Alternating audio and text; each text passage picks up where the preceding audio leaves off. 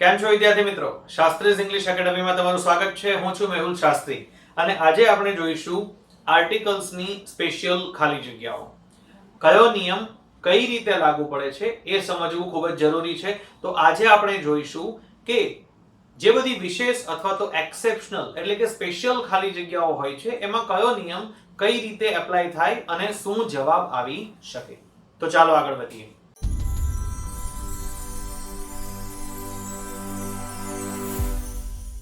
મિત્રો આપણે અહીંયા બ્લેન્ક્સ જોઈશું જેમાં છે ઇન્સર્ટ એપ્રોપ્રિએટ આર્ટિકલ્સ. એપ્રોપ્રિએટ એટલે કે યોગ્ય, આર્ટિકલ એટલે એ એન અને ધ એ મૂકવાના છે પણ જ્યાં જરૂરી હોય ત્યાં ઇફ નેસેસરી, વેર નેસેસરી, જ્યાં જરૂરી હોય ત્યાં. ક્યારેક કદાચ એવું પણ બનશે કે અમુક ખાલી જગ્યાઓમાં આર્ટિકલ નહીં આવે તો ત્યાં આપણે ડેશ કરવાનું રહેશે. Gold is blank, gold is blank costly metal. હવે ગોલ્ડ એ ધાતુ છે. કોઈ પણ ધાતુ એ કયા પ્રકારનું નામ થયું? મટીરીયલ નાઉન થયું. મટીરીયલ નાઉન એટલે કે અનકાઉન્ટેબલ નાઉન. એની આગળ આર્ટિકલ આવશે નહીં. એ એન અને ધ તો બિલકુલ નહીં આવે. બરાબર? હા, જો એ ચોક્કસ ધાતુ હોતે તો કદાચ ત્યાં ધ આવી શકતે. એ આપણે છેલ્લે સમજીશું. એટલે અહીંયા કંઈ જ નહીં આવે.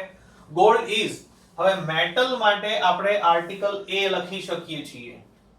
મેટલ છે એટલે આર્ટિકલ આવશે અને અહીંયા સી થી શરૂ થાય છે એટલે આર્ટિકલ આપણે અ લખીશું. જો અહીંયા એક્સપેન્સિવ લખેલું હોતે તો આપણે આર્ટિકલ લખતે an. Gold is an expensive metal. પણ અહીંયા સી થી શરૂ થાય છે એટલે કે વ્યંજન થી શરૂ થાય છે તો જવાબ શું આવશે? Gold is a costly metal. બીજું વાક્ય, blank sun temple is blank historical place. Sun temple અજાયબીઓમાંથી એક ગણી શકાય. દુનિયાની અજાયબી નહીં પણ એક ઐતિહાસિક સ્થળ છે. ગુજરાતનું એક જોવાલાયક સ્થળ છે અને એ ચોક્કસ જગ્યા છે એટલે એમાં તો ધ આવશે જ. The sun temple is. હવે હિસ્ટોરિકલ પ્લેસ ઘણી બધી હોય તેમાંનું એક છે તો અહીંયા આર્ટિકલ આવશે અ. The Sun Temple is a historical place. English is. હવે લેંગ્વેજ બહુ બધી હોય પણ અંગ્રેજોની લેંગ્વેજ તો એક જ છે. અંગ્રેજોની લેંગ્વેજ એક જ છે. તો આ જે ઇંગ્લિશ છે એ અંગ્રેજી ભાષા માટે વપરાયું છે. આ લેંગ્વેજ એ અંગ્રેજોની લેંગ્વેજ એટલે અહીંયા આવશે ધ અને આ ઇંગ્લિશ શબ્દ છે એ અંગ્રેજ એટલે કે બ્રિટિશર માટે વપરાયું છે. જેવી રીતે ઇન્ડિયામાં રહેતા લોકો ઇન્ડિયન કહેવાય, જેવી રીતે ઇન્ડિયામાં રહેતા લોકો ઇન્ડિયન કહેવાય, એવી રીતે ઇંગ્લેન્ડમાં રહેતા લોકોને ઇંગ્લિશ કહેવાય છે. તો આ જે ઇંગ્લિશ છે એ અંગ્રેજો માટે છે અને તે આખા સમૂહને લાગુ પડે છે એટલે ત્યાં ધ ઇંગ્લિશ આવશે. English is the language of the English. મિત્રો તમને ખ્યાલ હશે કે જ્યારે તમારું નાઉન આર્ટિકલ ધ પછીનું નાઉન જો વોયલ થી એટલે કે એ ઈ આઈ ઓ યુ થી શરૂ થતું હોય તો ધ ને બદલે ત્યાં ધી બોલવાનું હોય છે. The Indian embassy, the end અને બાકી બધામાં ધ. ચાલો next example. Ramayana is epic. હવે રામાયણ કોઈ પણ ધર્મ પુસ્તક હોય તો તમને ખ્યાલ છે ધ આવે અને એપિક એટલે મહાકાવ્ય થાય. હવે મહાકાવ્ય તો ઘણા બધા હોઈ શકે ત્યાં આપણે લખીશું એમ. The Ramayana is an epic. The Ramayana is an epic. Apple, day અને doctor આ ત્રણ શબ્દો છે બ્લેન્ક પછીના. તો અહીંયા આપણે લખી શકીએ an apple a day keeps a doctor away. An apple a day keeps a doctor away. અમુક લોકો અહીંયા ધ પણ લખશે તો અહીંયા અ ડોક્ટર આવે કે ધ ડોક્ટર આવે. સૌથી વધારે મિસઅન્ડરસ્ટેન્ડિંગ આ પ્રકારના વાક્યોમાં હોય છે. એ પ્રકારનું એક્ઝેક્ટ એક્ઝામ્પલ હું તમને અહીંયા 11 નંબર પર સમજાવી શકીશ. એ એક્ઝેક્ટ ત્યાં એ આવે કે ધ આવે એનો નિયમ આપણે 11 નંબરના એક્ઝામ્પલ પર શીખીશું કે શા માટે ત્યાં અ આવે અથવા શા માટે ત્યાં ધ આવે. ચાલો. Mr. Joshi worked in. હવે આને યુનિવર્સિટી બોલાય છે. ભલે એ શરૂઆત એની યુ થી થાય છે અને યુ છે એ વોયલ છે, પણ એનું ઉચ્ચારણ ય થી થાય છે, એટલે આમાં આવશે અ university. Mr. Joshi worked in a university. Next example. Fan in this room is not working. કામ નથી કરી રહ્યો. શું? પંખો. કયો પંખો? In this room. આ રૂમમાં જે પંખો છે તે કામ નથી કરી રહ્યો. દરેક પંખા કામ નથી કરતા એવું નથી. એટલે અહીંયા એક પંખો છે જે ચોક્કસ છે. The fan in this room, આ રૂમમાં રહેલો. અહીંયા ચોક્કસ હોવાથી the આવશે. My brother is. હવે જ્યારે પણ ડિગ્રી લખેલી હોય ત્યારે એ ડિગ્રીના શોર્ટ ફોર્મને તમે કઈ રીતે બોલાવો છો? એટલે જો એ વોયલ થી શરૂ થાય છે કે કોન્સોનન્ટ થી, મતલબ સ્વરથી શરૂ થાય છે કે વ્યંજનથી, આને આપણે બોલીશું એલ. એલ એટલે સ્વરથી શરૂ થાય છે, તો અહીંયા લખાશે એમ. જો અહીંયા MBA હોય તો એ પણ સ્વરથી શરૂ થાય છે. જો અહીંયા MCOM હોય તો પણ એ સ્વરથી શરૂ થાય છે, પણ ત્યાં MBA ને બદલે BBA હોય, BCom હોય તો એ વ્યંજનથી શરૂ થાય છે, તો અહીંયા આવશે A. Rich should help poor. હવે જ્યારે કોઈ એડજેક્ટિવ એ પૂરેપૂરા સમૂહને આવરી લેતું હોય ત્યારે ત્યાં આર્ટિકલ ધ લખવામાં આવે છે. The rich એટલે કે બધા અમીર લોકો. The rich should help the poor. એટલે અમીરોએ ગરીબોને મદદ કરવી જોઈએ. આ જ વાક્ય બીજી રીતે પૂછાય છે. The rich should help the poor and the needy. The poor and the needy. તો needy એટલે પણ જરૂરિયાતમંદ, પણ એ આખો ક્લાસ, આખો સમૂહ લેવાનો છે. તો ક્યારેક એડજેક્ટિવ આખા સમૂહને દર્શાવતું હોય છે. ક્યારેક એડજેક્ટિવ આખા સમૂહને દર્શાવે ત્યારે આપણે આર્ટિકલ ધ નો પ્રયોગ કરીશું. પણ અહીંયા એક વિશેષ ધ્યાન રાખવા જેવી બાબત શું છે કે પુઅર પછી જો પીપલ લખેલું હશે તો આર્ટિકલ ધ નહીં આવે. પુઅર માત્ર અને માત્ર એડજેક્ટિવ હોય તો ધ આવશે. પુઅર પીપલ લખેલું હશે તો આર્ટિકલ ધ નહીં આવે. એવી જ રીતે અહીંયા રીચ પીપલ લખ્યું હશે તો આર્ટિકલ ધ નહીં આવે. આર્ટિકલ ધ ક્યારે આવશે? માત્ર એડજેક્ટિવ હશે તો. Plates on the stand are dirty. Plates. Which plates? On the stand. Which are on the stands? Which are on the stand? Are dirty. આ ફેન જેવું જ વાક્ય થયું. પ્લેટ્સ કે જે સ્ટેન્ડ પર પડેલી છે તે બધી ગંદી છે. ચોક્કસ છે, ધ આવશે. હવે આપણે સ્પેશિયલ વાક્ય આવી ગયું છે જે અહીંયા કદાચ તમને કન્ફ્યુઝન થયું હોય કે અ ડોક્ટર આવશે કે ધ ડોક્ટર આવશે. સૌથી વધારે કન્ફ્યુઝન વાળા આ બે વાક્યો છે.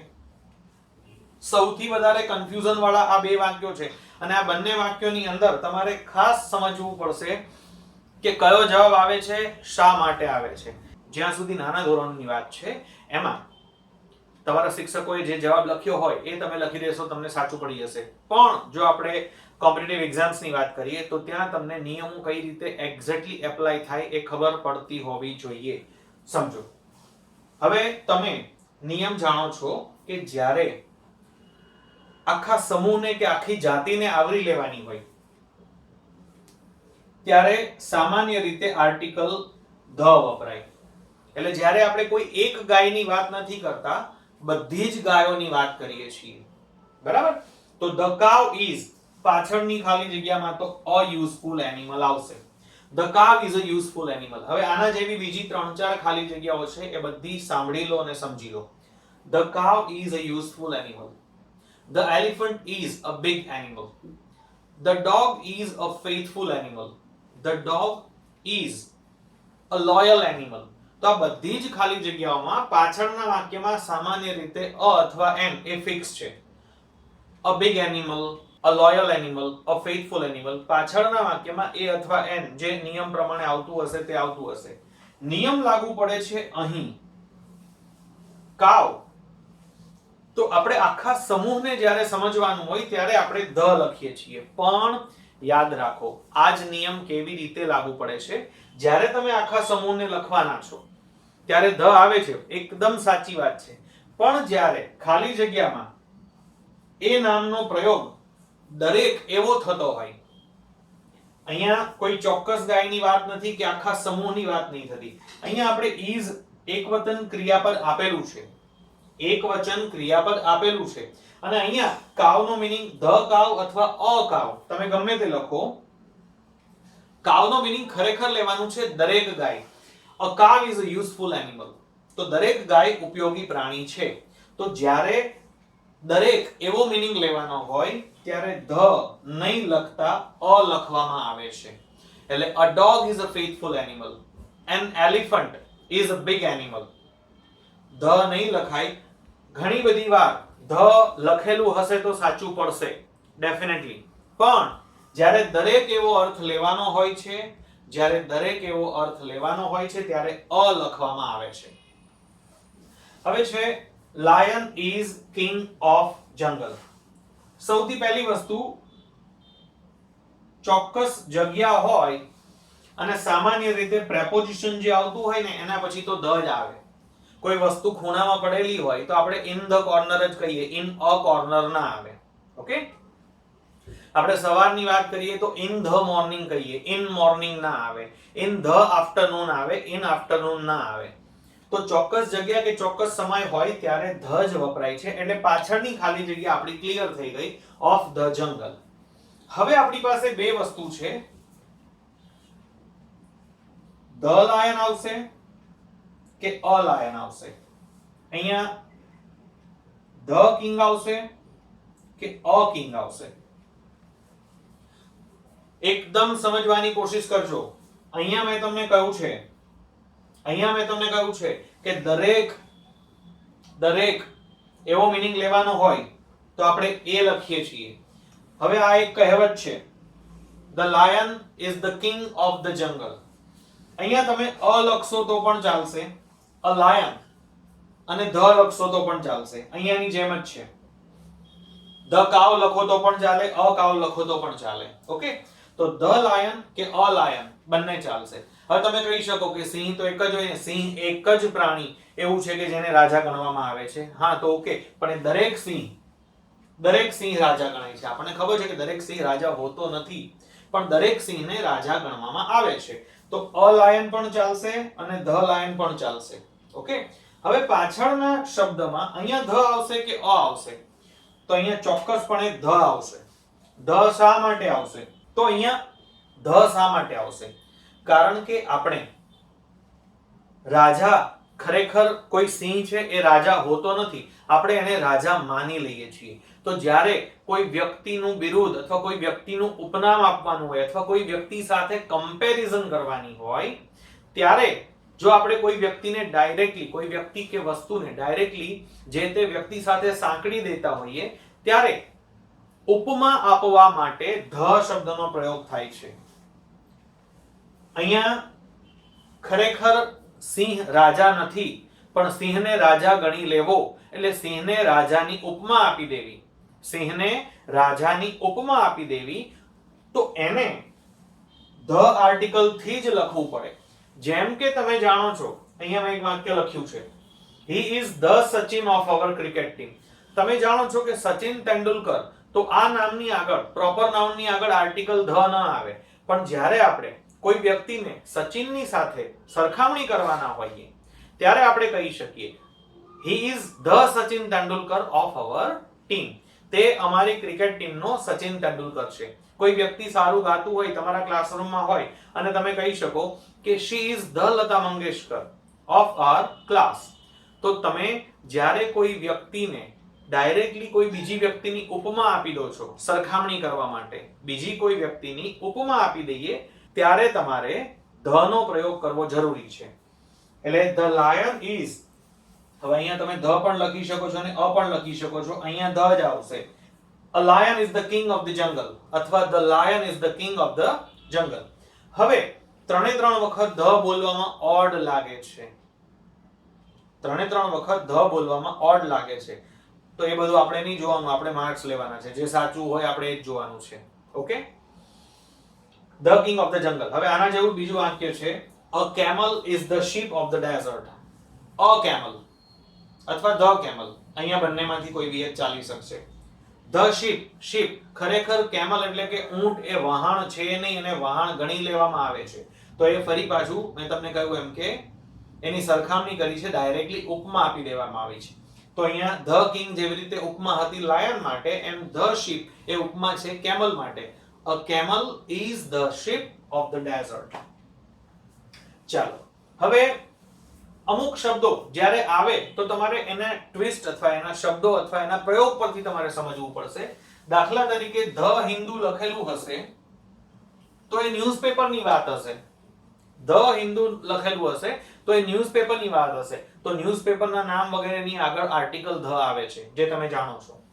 ધ હિન્દુઝ લખ્યું હશે તો એ આખી સમુદાય, આખી જાતિ અથવા આખા સમુદાય માટે વપરાય છે. The Hindus, the Muslims, the Jains. The Hindus, the Muslims, the Jains, તો એ આખા સમુદાય માટે વપરાય છે. તો એ ધ આખા સમુદાય માટે છે એટલે આવ્યું. આ ધ હિન્દુ મેગેઝિન અથવા જે સામાયિક છે, અખબાર છે, એના માટે છે. એકલા કોઈ એક વ્યક્તિની વાત થતી હશે તો એમાં અહિન્દુ અથવા અમુસ્લિમ આવશે.